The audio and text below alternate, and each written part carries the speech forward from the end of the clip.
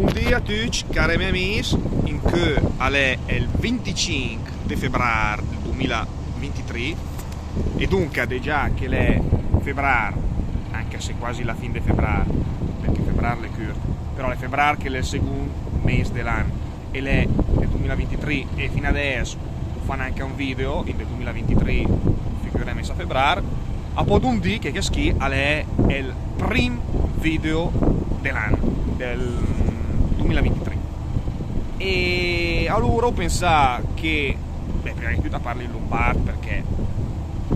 sì, è una maniera di scominciare subito alla grande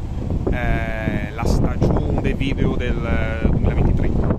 E ho pensato anche che una roba bella da fare era fare un video di un momento interessante, o anche cammini in giro per la strada.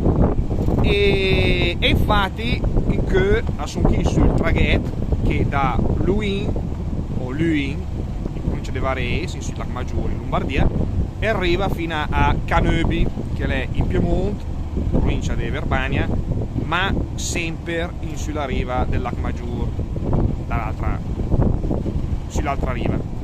E sono qui con la mia bicicletta nuova perché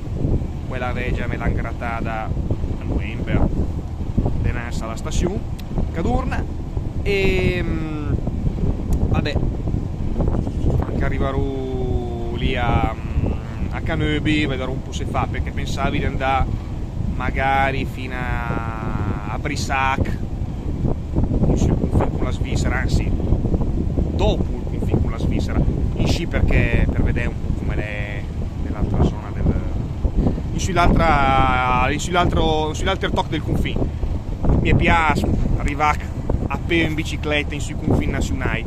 è un me divertimento. E magari invece andare fino a Verbania e poi ciappare un traghetto per arrivare a Venezia. No, deve vedere un po'. Se lei che mi gira per il culo. In questo momento anche un po' di vento, infatti come vedi sono senza capelli, ma mica perché ne vola via, che sia anche un peccato, ma perché che Rucchi